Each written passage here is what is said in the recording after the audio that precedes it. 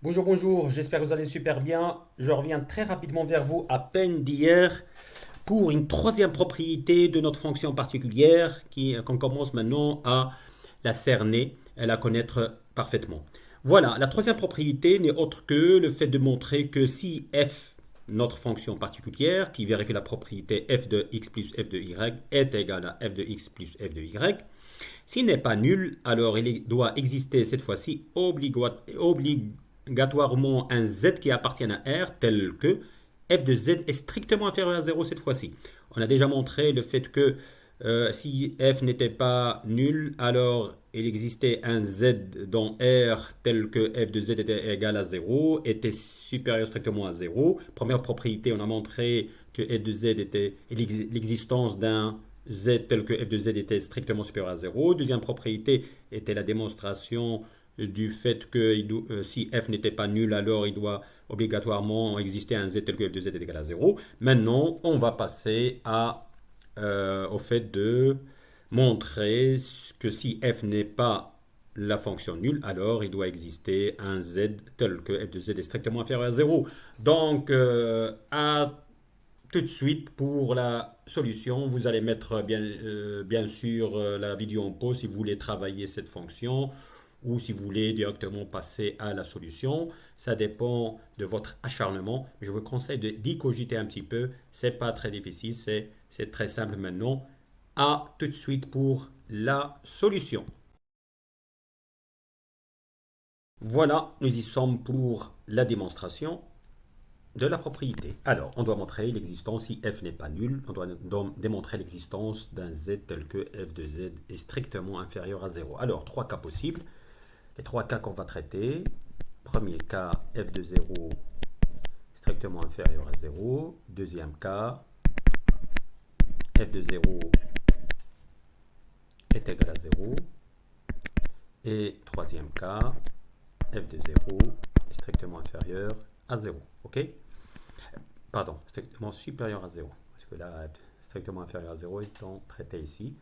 Alors, je vais juste effacer ça et mettre à la place strictement supérieur à 0.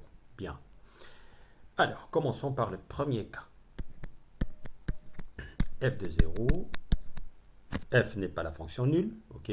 On exclut ce cas particulier, strictement inférieur à 0. Alors, rien à démontrer, on a trouvé le z qui est égal à 0. Donc,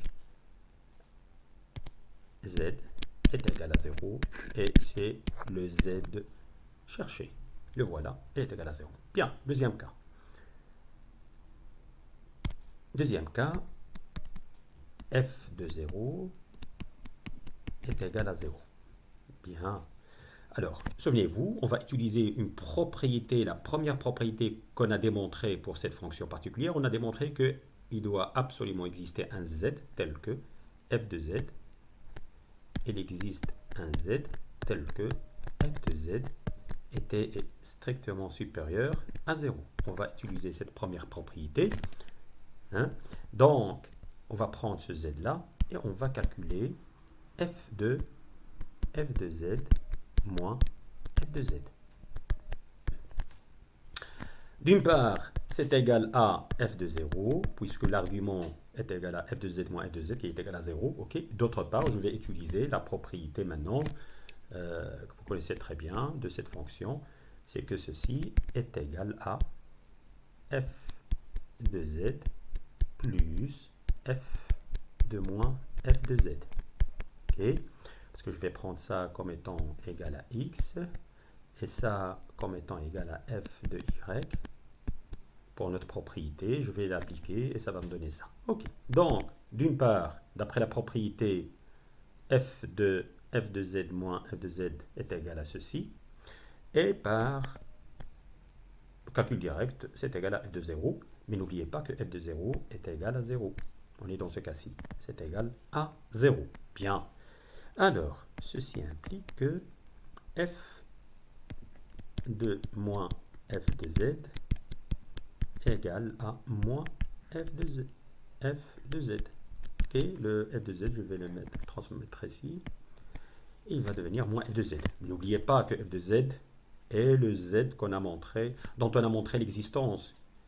dont l'image était strictement supérieure à 0. Alors ceci est strictement inférieur à 0 par la propriété ici. Alors le Z, bon, bon, le grand Z, on va dire qu'on cherche, qui vérifie que f de Z est égal à est strictement inférieur à 0, on l'est trouvé.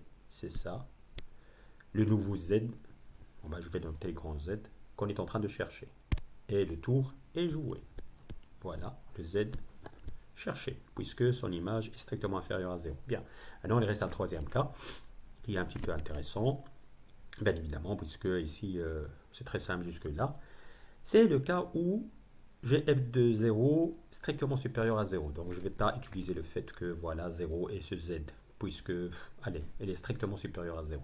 Bien. Alors, je vais juste monter un petit peu le tableau. Voilà. Et donc, troisième cas, f de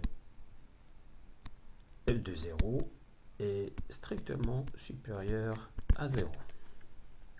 Ok. Alors, dans ce cas-ci, je vais calculer rapidement f de f0 moins f de 0.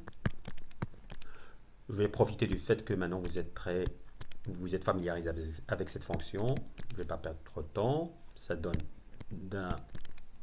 d'une part, ça donne f de 0, puisque l'argument ici est égal à 0.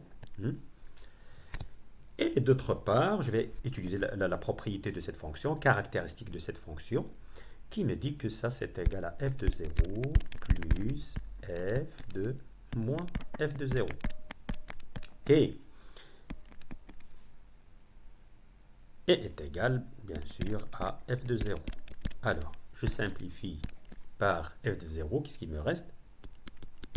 F de moins f de 0 est égal à 0. Bien, je vais retenir ceci.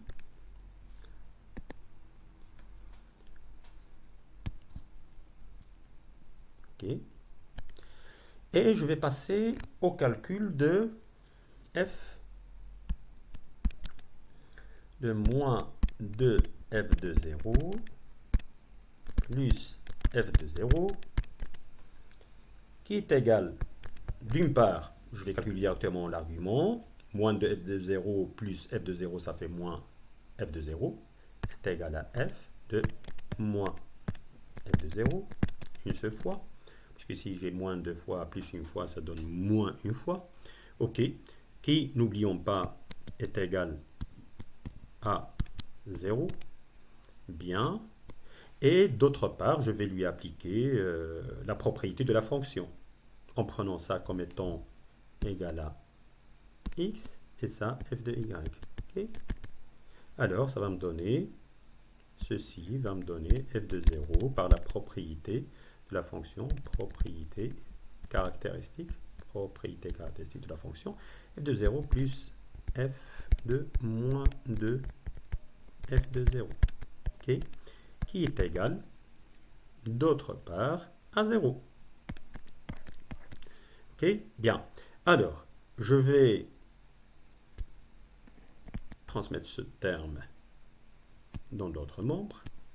Je vais obtenir f de moins 2 f de 0 est égal à moins f de 0. Mais n'oublions pas que ici, on est dans le cas où f de 0 est strictement supérieur à 0. F de 0 est strictement supérieur à 0. Ça veut dire moins f de 0 est strictement inférieur à 0. Le tour est joué, le z voulu étant égal à moins 2f de 0. Donc,